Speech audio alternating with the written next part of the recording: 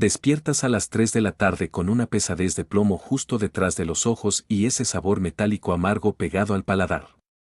Sientes que tus manos, las mismas que antes manejaban herramientas con precisión, ahora te pesan como piedra fría y el pasillo de tu propia casa parece un laberinto ajeno. No es algo de hoy, llevas meses con esa neblina mental robándote los recuerdos y un cansancio que te dobla la espalda. Ya probaste vitaminas, infusiones y hasta dormir más horas, pero nada detiene el vacío. Esa confusión no es vejez, es tu cuerpo avisándote que están intentando borrarte desde adentro. En los próximos minutos entenderás qué está ocurriendo realmente. Mi nombre es Manuel Antonio Montes, tengo 74 años y pasé 5 décadas como maestro ebanista transformando el cedro y la caoba en arte. Cada rincón de mi casona en Coyoacán, valuada en 15 millones de pesos, fue esculpido por mis manos buscando la perfección que solo mi amada Elena sabía apreciar. Ella se fue hace 3 años, dejando un vacío que huele a su perfume de gardenias y al café recién colado que compartíamos cada mañana en el porche. Su ausencia es una astilla clavada profundamente en mi alma, un dolor sordo que acaricio cada vez que toco la mesa de comedor que diseñé exclusivamente para celebrar nuestras inolvidables bodas de oro. Mi vida se reducía a cuidar mis herramientas y recibir las visitas de Vanessa, mi cuñada, quien era mi único puente con el exterior. Todas las tardes a las 5, limpio mis gubias con aceite de linaza y leo los diarios de Elena mientras el sol cae sobre Coyoacán. Antes de seguir, quiero agradecerles por acompañarme. Por favor, escriban en los comentarios desde qué ciudad nos están sintonizando para saludarlos. Es vital mencionar que, aunque esta historia refleja realidades legales crudas, algunos nombres y elementos han sido ficcionalizados para proteger la privacidad de los involucrados. Su apoyo es fundamental para que estos abusos contra los adultos mayores no queden en el silencio absoluto de la impunidad. Todo comenzó el martes 14 de abril de 2026, mientras organizaba mis gubias en el estante de mi taller, cerca del barniz que Elena siempre compraba. Mis dedos rozaron un pequeño frasco ámbar de plástico que jamás había visto entre mis herramientas. La etiqueta blanca dictaba mi nombre junto a una dosis de donepezilo, medicamento que nunca me fue recetado oficialmente. Intenté convencerme de que Vanessa lo dejó allí por descuido, pero el frasco estaba abierto y le faltaban exactamente 4 pastillas. Sentí un frío metálico recorriendo mi nuca al notar el polvo sobre la tapa, sugiriendo que ese intruso llevaba días escondido en mi refugio. El silencio del taller se volvió repentinamente denso y asfixiante. Esa misma noche, encontré el segundo indicio que fracturó mi paz cuando abrí el cajón secreto de mi escritorio de caoba para revisar los pagos del predial. Sobre mis documentos reposaba un folleto de la residencia Los Olivos, un asilo privado, con una fecha de ingreso marcada para el próximo 15 de mayo.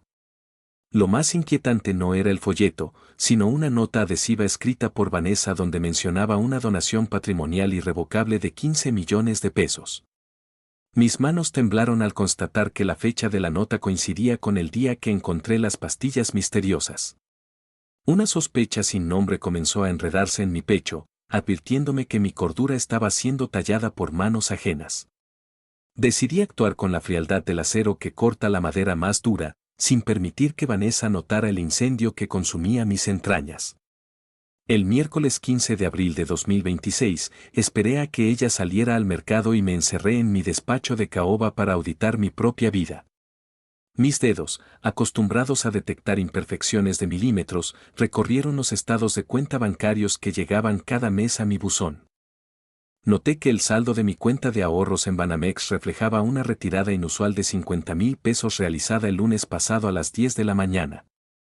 Yo estuve en el taller todo ese día, lo que convertía esa transacción en una herida abierta en mi confianza.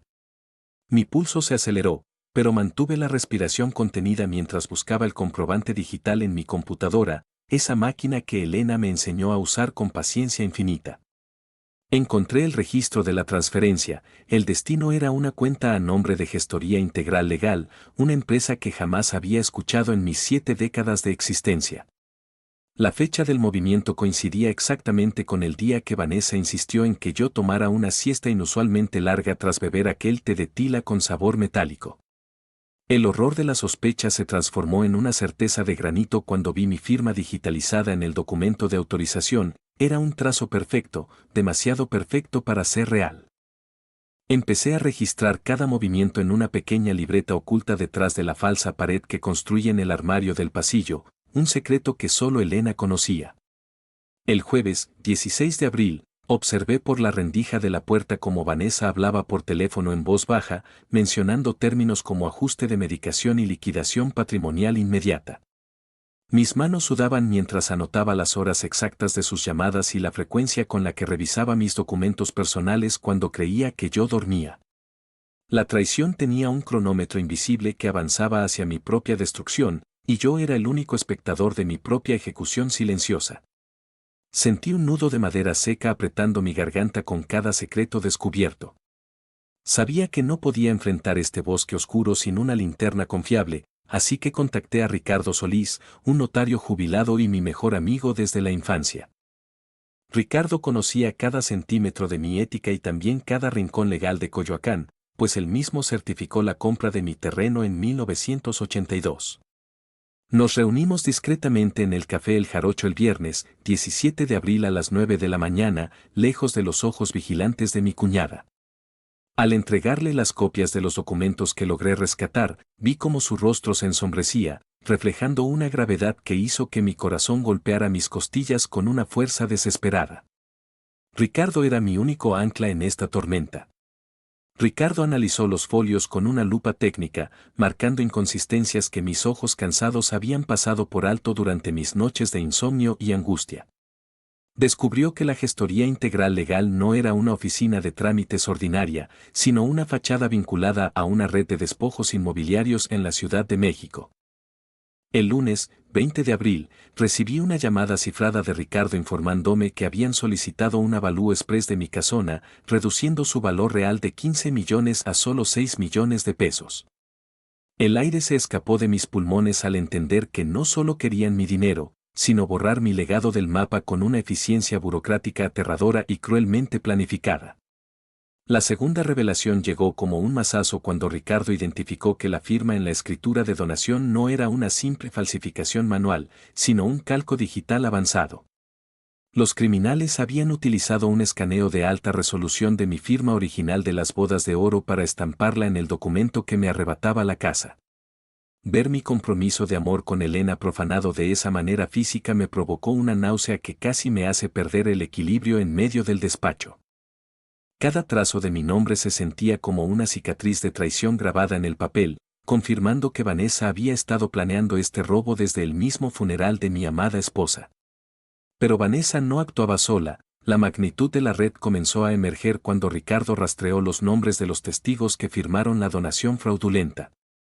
Uno de ellos era el doctor Martínez, el mismo médico que me visitaba semanalmente y que casualmente me sugirió aquellas vitaminas que resultaron ser donepezilo para simular mi demencia.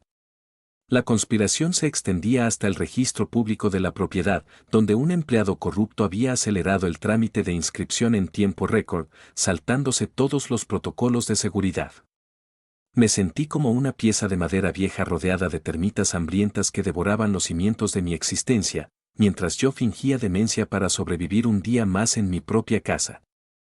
El martes, 21 de abril descubrí la tercera revelación, la más devastadora y peligrosa, al interceptar un correo electrónico impreso que Vanessa dejó olvidado en la cocina. El mensaje confirmaba que mi traslado a la residencia Los Olivos no sería el 15 de mayo como indicaba el folleto, sino este próximo viernes, 24 de abril. Habían adelantado la fecha para evitar que yo pudiera asistir a la revisión semestral con mi abogado de confianza, dejándome apenas 72 horas de libertad antes del encierro definitivo. El riesgo ya no era perder mi patrimonio, sino perder mi identidad en un cuarto blanco, dopado y olvidado por el mundo bajo el control total de mis verdugos personales.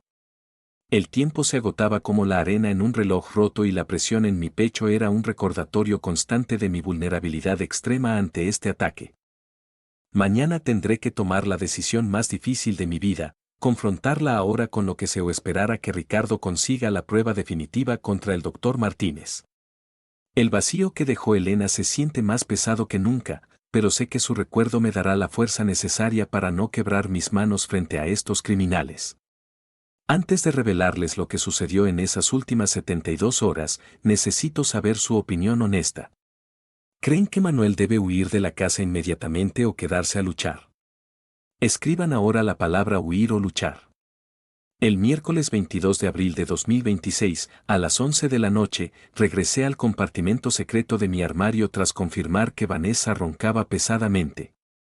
Saqué el fajo de documentos que Ricardo me entregó, revelando que la red de despojo no se limitaba a Coyoacán, sino que incluía lujosas propiedades en la colonia Roma y Polanco. Descubrí con horror que mi contador por 20 años, Alberto Ruiz, aparecía como auditor de la empresa Fachada Gestoría Integral Legal. Alberto conocía cada centavo que Elena y yo ahorramos y ahora su firma avalaba el inventario de mis herramientas como bienes obsoletos. Me sentí traicionado por la propia historia de mi éxito profesional, viendo cómo mi pasado era desmantelado por socios de confianza. Para documentar esta infamia, instalé una grabadora oculta dentro del reloj de pared que tallé en madera de nogal para el cumpleaños 50 de Elena. Al revisar el audio del jueves, 23 de abril, escuché la voz de Vanessa discutiendo con el contador Alberto Ruiz sobre la comisión de liquidación inmediata. Mencionaron un depósito de 800,000 pesos que se activaría en el momento exacto en que la puerta de la residencia Los Olivos se cerrara tras de mí. La voz de mi cuñada carecía de cualquier rastro de remordimiento, tratando mi vida y mi hogar como un simple estorbo financiero que debía ser eliminado antes del cierre del trimestre fiscal. El sonido de su risa mecánica quedó grabado como una quemadura ácida. La magnitud de la red alcanzó un nivel de perversión absoluto cuando encontré una copia de mi acta de nacimiento modificada en la carpeta oculta de la computadora de Vanessa. Habían alterado mi año de nacimiento a 1942 para hacerme parecer de 84 años, facilitando el diagnóstico de demencia senil avanzada ante cualquier juez de lo familiar. Con esta identidad ficticia, mi capacidad legal quedaba anulada totalmente, otorgando a Vanessa un poder omnímodo sobre mi cuerpo y mi voluntad. Me vi reflejado en la pantalla como un fantasma jurídico, un hombre que legalmente ya no existía y cuyo patrimonio de 15 millones de pesos estaba a punto de ser devorado por una burocracia criminal perfectamente aceitada y cruelmente eficiente. El viernes, 24 de abril, a las 7 de la mañana, Vanessa me observó durante el desayuno con una intensidad que hizo que mi mano temblara sobre la taza de café. ¿Dormiste bien, Manuel? Te noto muy distraído últimamente, como si estuvieras buscando algo que ya no existe, comentó mientras colocaba frente a mí 2 pastillas blancas adicionales.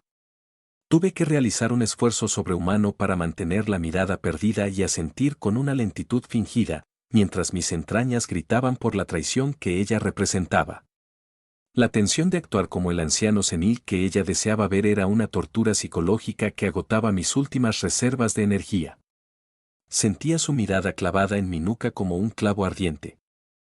La situación escaló peligrosamente cuando el doctor Martínez llegó sin previo aviso a las 10 de la mañana, portando un maletín de cuero negro y una jeringa precargada. Afirmó que mi agitación nocturna requería un sedante más fuerte, una dosis que me mantendría en un estado de sopor vegetativo hasta el traslado definitivo a la residencia. Mientras él preparaba la aguja, vi a Vanessa revisando nerviosamente los cajones de mi despacho, buscando desesperadamente cualquier indicio de mi investigación privada con Ricardo Solís. Sabía que si permitía que ese líquido entrara en mis venas, mi lucha terminaría en ese instante, condenándome a una oscuridad perpetua donde la verdad moriría conmigo en una cama de asilo olvidada por la justicia. Logré evitar la inyección fingiendo un ataque de pánico que me permitió tirar la jeringa accidentalmente al suelo de mi taller, aprovechando el desorden de las virutas de madera. Martínez bufó con irritación, pero Vanessa le lanzó una señal de advertencia, indicándole que no podían arriesgarse a dejar marcas físicas antes del peritaje de la trabajadora social. Ese pequeño detalle fue una pista crucial, todavía existía una figura de autoridad externa que debía validar el proceso de internamiento. Recordé entonces que en el sótano de la casa, detrás del panel de control eléctrico, guardaba los planos originales de la estructura que diseñé con conductos acústicos secretos. Elena siempre decía que esta casa tenía oídos, y ahora yo usaría esos oídos para mi salvación. A las 3 de la tarde del mismo viernes, aproveché un descuido de Vanessa para acceder al sótano y activar el sistema de grabación directo a la nube que Ricardo instaló discretamente. Encontré el documento definitivo que sellaba la conspiración, un contrato de compraventa firmado por el representante de los Olivos y Vanessa, donde se acordaba mi sedación permanente. El contrato especificaba que, a cambio de la casa en Coyoacán, la residencia recibiría una dotación mensual de 200,000 pesos procedentes de mi renta vitalicia, mientras yo sería mantenido en el pabellón de pacientes terminales. La prueba era irrefutable, un pacto de muerte firmado sobre el patrimonio que construí con sudor y amor por Elena durante 50 años de matrimonio impecable. Mientras leía ese papel maldito, escuché a Vanessa llorar en la planta superior, pero no era un llanto de arrepentimiento, sino de una envidia que había fermentado por décadas. La escuché susurrarle al retrato de Elena que ella siempre fue la favorita, la que tuvo la casa grande y el esposo devoto, mientras Vanessa vivía a la sombra de nuestra felicidad. Entendí que su odio no nació del deseo de dinero, sino de un vacío emocional profundo que intentaba llenar con los restos de mi vida. Esa revelación me dolió más que la estafa financiera. Descubrir que el motor de mi destrucción era el resentimiento acumulado de alguien que llamé familia me hizo sentir una soledad absoluta en mi hogar. El sol comenzaba a ocultarse sobre Coyoacán, tiñendo las paredes de mi taller de un rojo sangre que presagiaba el final de esta agonía. He descubierto que la furgoneta gris llegará en menos de 2 horas y Vanessa ha bloqueado todas las salidas de la casa desde el exterior. Lo que les revelaré a continuación es extremadamente perturbador y muestra el nivel de crueldad al que llega un ser humano por ambición y rencor acumulado. Si eres una persona sensible, este es el momento de pausar el video, porque el descubrimiento final cambiará tu perspectiva sobre la confianza familiar para siempre. Antes de continuar, ¿crees que Manuel sobrevivirá a esta noche? Escribe sí o no ahora mismo en los comentarios. El frío se filtró por mis huesos cuando logré abrir el doble fondo del maletín de Vanessa mientras ella bajaba a recibir a los enfermeros. Entre fardos de billetes y documentos notariales, encontré una pequeña libreta de cuero negro que perteneció a mi amada Elena, pero las últimas páginas estaban arrancadas con una violencia que casi perforó el papel. Mis dedos tropezaron con un recibo de una farmacia clandestina fechado exactamente 3 semanas antes del supuesto infarto de mi esposa, detallando la compra de digitalina pura a un precio exorbitante. Mi mente, embotada por el miedo, no lograba procesar por qué Vanessa guardaba un registro de venenos mientras fingía llorar la ausencia de su propia hermana. La verdad absoluta emergió de las sombras con la fuerza de un tsunami devastador que destrozó cada uno de mis recuerdos sagrados. Elena no murió por un fallo cardíaco espontáneo, fue ejecutada sistemáticamente en nuestra propia cama por la mujer que ahora me ofrece tazas de té amargo. Vanessa no solo buscaba mis 15 millones de pesos, ella deseaba borrar la existencia de su hermana para habitar sus restos como un parásito hambriento. Mi pecho ardió con un fuego líquido mientras comprendía que dormí con el verdugo de mi único amor durante 3 años de luto inútil. El sudor frío empapó mi camisa mientras mi visión se nublaba por el impacto de esta revelación física. En este instante de agonía mental, 2 momentos del pasado regresaron a mi memoria con una claridad hiriente que me hizo vomitar bilis amarga. Recuerdo aquel domingo cuando Elena se quejó del sabor metálico en su caldo y yo, ciego por la confianza, le dije que era solo fatiga. También visualizo a Vanessa sonriendo con una malicia oculta mientras acariciaba el cabello de mi esposa enferma, susurrándole al oído, pronto todo este dolor terminará para siempre, querida hermana. El amor que sentía por mi cuñada se transformó en una piedra de granito que hundió mi corazón en un abismo de odio y culpa retroactiva. Fui el cómplice involuntario de la destrucción del ser que más amé. No permitiré que mi historia termine en un cuarto acolchado mientras ella disfruta del sudor de mi frente y la sangre de mi amada Elena. Mis manos, aunque viejas, todavía saben manejar las herramientas que construyeron esta casa y utilizaré cada pasadizo secreto para que el cazador se convierta en la presa. El tiempo de fingir demencia ha terminado, ahora Vanessa conocerá el verdadero peso de la madera que intentó robarme para su beneficio personal. Antes de dar el paso definitivo hacia el enfrentamiento que definirá mi existencia, necesito saber que no estoy solo en esta oscuridad absoluta. ¿Sigues ahí conmigo para ver el final de esta justicia? Por favor, escribe la frase estoy aquí. El reloj de Nogal marcó las 6 de la tarde cuando la furgoneta gris de los Olivos se detuvo frente a mi casa, pero esta vez no estaba solo en la penumbra. Vanessa abrió la puerta principal con una sonrisa triunfal, ignorando que detrás de los arbustos de jazmín se encontraban dos oficiales de la policía ministerial y Ricardo Solís con un maletín cargado de verdades. Al verme de pie, con la espalda recta y la mirada afilada como una gubia recién templada, su rostro palideció momentáneamente antes de recuperar su máscara de falsa preocupación. Manuel, querido, es hora de ir a un lugar donde te cuiden como mereces, dijo mientras los enfermeros bajaban con la camilla metálica. Los vecinos de la calle Francisco Sosa comenzaron a asomarse por sus balcones, atraídos por el inusual despliegue de patrullas que bloquearon ambos sentidos de la circulación. Vanessa intentó gritar que yo era un anciano senil y peligroso, gesticulando frenéticamente hacia el doctor Martínez, quien sudaba copiosamente mientras intentaba ocultar su maletín de cuero negro detrás de su espalda.